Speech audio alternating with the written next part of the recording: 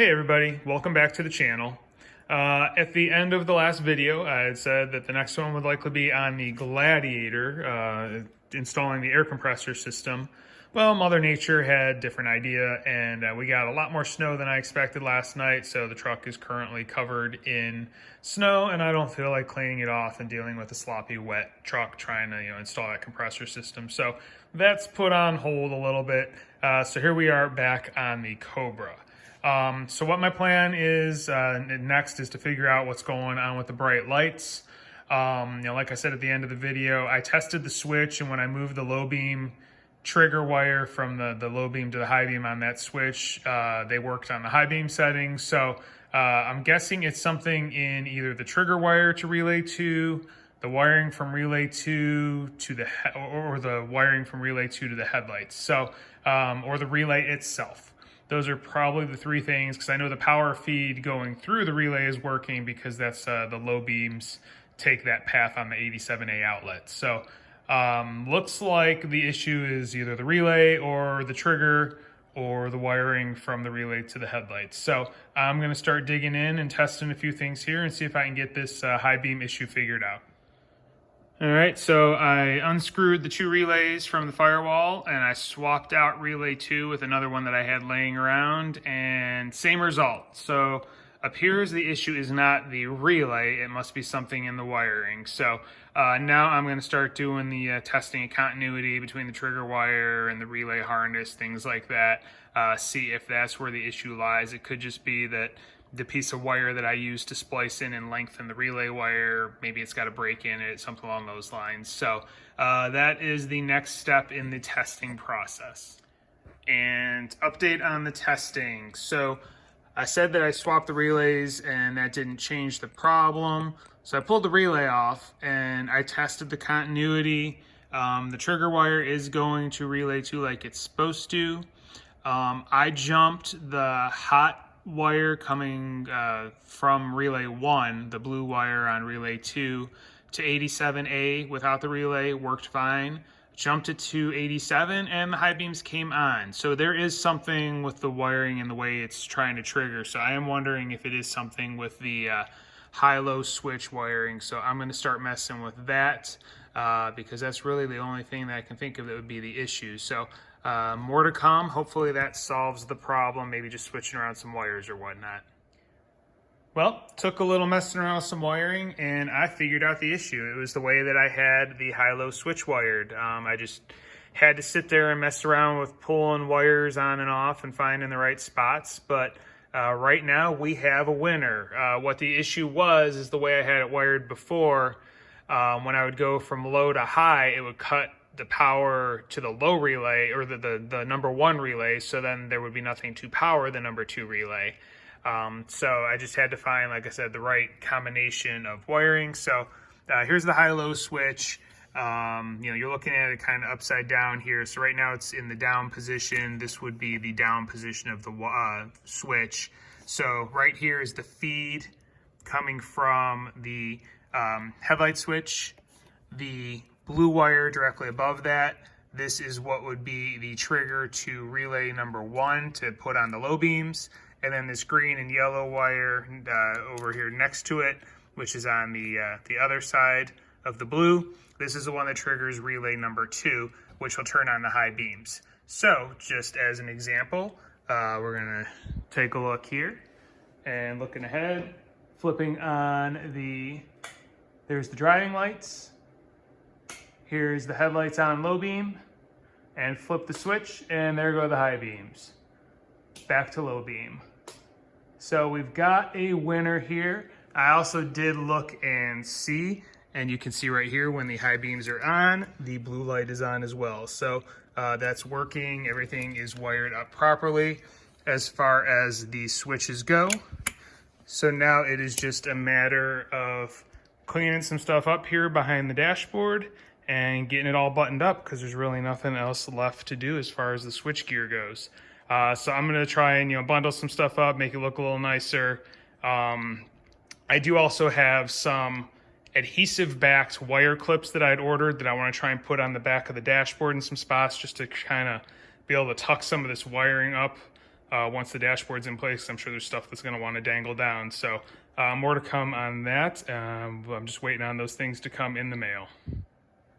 All right, current status. I went through the wires, kind of separated things, zip tied a few things off to the side somewhat, just to try and organize it a little better until I get those clips in. That big thick harness, I zip tied it to the bearing retainer for the steering shaft, so that way it shouldn't be rubbing on the steering shaft or anything like that. There's good clearance there and whatnot. That way nothing chafes. Also went through all the new wires, put labels on them just for future reference. I know what went where as far as all the headlight ends and the turn signals. I also had to create a couple of extensions for the turn signals because the wires were too short. If the dashboard was up, it would have been fine. But anytime I'd be removing the dashboard in the future, I'd have to remember to pull them out or possibly damage the wires. So I created a couple like 12-inch extensions for those. Same thing, use the heat shrink tubing with the adhesive on the inside so it's nice sealed joints. And then the last thing that I've been working on is the fabric has started to come away along the bottom edge. So I got some goop glue and cleaned up the metal in the back of the vinyl, and then I just re-adhered it in some spots, and I have some clamps on it to let it dry overnight. So probably going to end the work for today right now. Hopefully come back tomorrow or the next day, and maybe I'll have those adhesive clips in for the wiring, and then I can get this dashboard up for good. And then all I have to do is work on getting the fuse box mounted up with that new bracket and clean that up underneath, and the interior work will be done for now. So it's the next day, and I was hoping to be able to get the dash completely reinstalled and everything tucked in, but I went to take off the first clamp from where I was gluing the vinyl back down along that bottom lip, and it's still pretty tacky. It's been a little bit chillier here the last couple nights, so thankfully it is supposed to warm up more today, so that should probably assist, but I think I'm going to have to let it sit another night to make sure it cures pretty well. So what I'm going to do today, looking at the cross brace, you can see from where all of those aluminum brackets and whatnot were mounted in at one point in time for the Mustang switches, there's a lot of scratches and whatnot, and it all does show up. It's very visible even when the dash is in. So what I did is I'm going to kind of cheat here. I got a roll off of Amazon of 3M gloss black vinyl, and I've cut a length that'll fill in that space pretty well. So this should do the job of at least kind of covering it up. I mean, it's still tucked up or tucked down low, so it's not going to be that visible, but it'll cover up those shiny holes and whatnot. So I'm going to pull I'm going to tuck this in behind the badge. I already wiped it down with alcohol and just kind of tuck it behind the wiring and whatnot, and that should work pretty well to cover up that spot. And here is the result. Black vinyl's in there. It covered up those spots. I mean, you can kind of see, through the vinyl a little bit where they were, but it's not going to be anywhere near as noticeable. Again, this will be kind of shadowed and whatnot underneath the dash, but looks better than those bright aluminum bits or exposed steel bits that you were seeing before. So pretty happy with the result of that. Consider it was just a couple minutes of work to get it done. So I think that will definitely work pretty well as far as cleaning this up. All right, and since the dash can't really do much more there, waiting for it to dry, I kind of wanted to start digging in to the turn signal and headlight wiring. I don't know if you remember from previous videos, this was all just kind of taped together and hanging a little bit loosely. You could see it through the brake cooling ducts there and whatnot. The reason I started jumping into this is when I turned on the marker lights and the turn signal at the same time, you could barely see the turn signal on this left front corner. Unbound all the wiring because I knew I was going to start messing with it anyway, and I wanted to clean it up and get rid of these butt connectors that have copper wire exposed out of the back of them, seal them up better. But what the issue was that I figured out pretty quickly is the bulb was just in backwards. It's a 2-filament bulb. One's a bright, one's a dim. The dim should be the marker light. The bright should be the turn signal. It was just in upside down.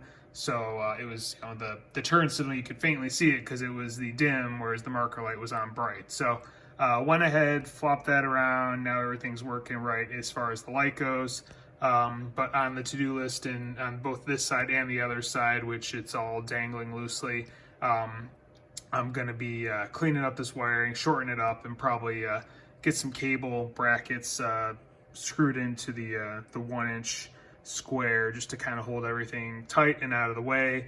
And also that ground right there, it looks pretty nasty. I'd like to clean it up, put some decent terminals on it, and go from there. So that it will be up and coming on this as well, just to kind of show you what it looked like before I dug into it. I can show you the other side. And it's just kind of like this, exposed butt connectors, some electrical tape, and just kind of zip tied to the arm there. And you can see the wires just hanging loosely. Now, when you looked in through the brake duct, it just doesn't look very appealing. You can see it sitting there. So definitely want to clean that up, tuck it up where it's supposed to be. So that will be up and coming on the cleanup of the vehicle. So another day has passed. I just came back out here this morning. Took the clamps off of the dash, and the goop looks like it has cured for the most part. Still a little tacky on that long stretch there, but the two ends where I had put in a smaller amount, those are all dry and whatnot. So pretty comfortable taking everything off. So I think we can now get the dash back in. Before I mount the dash up though, I do want to work on getting the fuse box mounted. This is the plate that I'd ordered from LMR. It's the 50 Resto fuse box mounting plate. So it comes with the 2 screws to mount the fuse box to it, and then 2 screws that you would use this to mount it to the frame of the Mustang. So I'm just trying to figure out where exactly I want to mount the fuse box at this point in time, and then we'll get this thing mocked up, and once that's done, holes are drilled and whatnot for mounting it, I can go ahead and get the dash put back in place. So as you can see, got the fuse box mounted up now using that Mustang bracket. You can see I just used 2 screws, self-tappers to mount it in the 2x2 bracing all the way over here to the left. There was nothing above it, and it fit nicely between the 1-inch or 3/4 tubing and the windshield arm that comes down. So there's a little bit of room on each side. I did have to bend up the tab that was on the side of the fuse mount bracket just to make it clear, but that's not going to hurt anything, not using it for anything, so that should not be a problem. One other thing I did have to do was the power lead that was in the back of the fuse box for the blower motor. It was a little bit short. Everything felt pretty tight, so I added in an extension here using my solder terminals that I have. So I will need to pull the fuse box down just to put that back in the back of the box now that I have a good location for it. Plus, I'd like to just put some paint on that bracket as well, just to clean it up since it is a steel bracket. So pretty happy with the way this turned out. So let me get some paint on this, and then hopefully we can get everything finalized with the fuse box. All right, so we have a problem. Got to the point where I wanted to start putting the dash back in the vehicle and started mounting it up, and I don't know what I was thinking or not thinking or whatnot, but as you can see down here, all the switches that are in the center are hitting that heater box. So this heater is a big problem, and I think it's gonna have to go. Looks like the dash is gonna be coming back out, and I'm gonna have to see if I can figure out another way to mount this heater either further back versus the angle that it's currently mounted at, or just get rid of it altogether and just end up either getting the factory 5 heater or just having no heat. So kind of feeling defeated at the moment with this. It is what it is. It's the joy of, building, modifying, customizing cars. So kind of back to the drawing board at the moment until I can get this sorted out.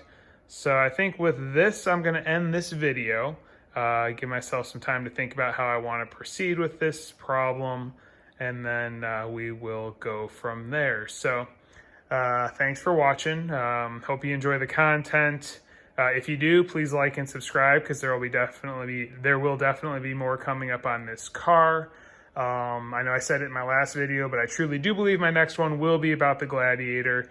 It's supposed to be a pretty good weekend, so I think I will go out and get the air compressor installed on it in the next few days. So that'll likely be the next thing you see posted under my YouTube account.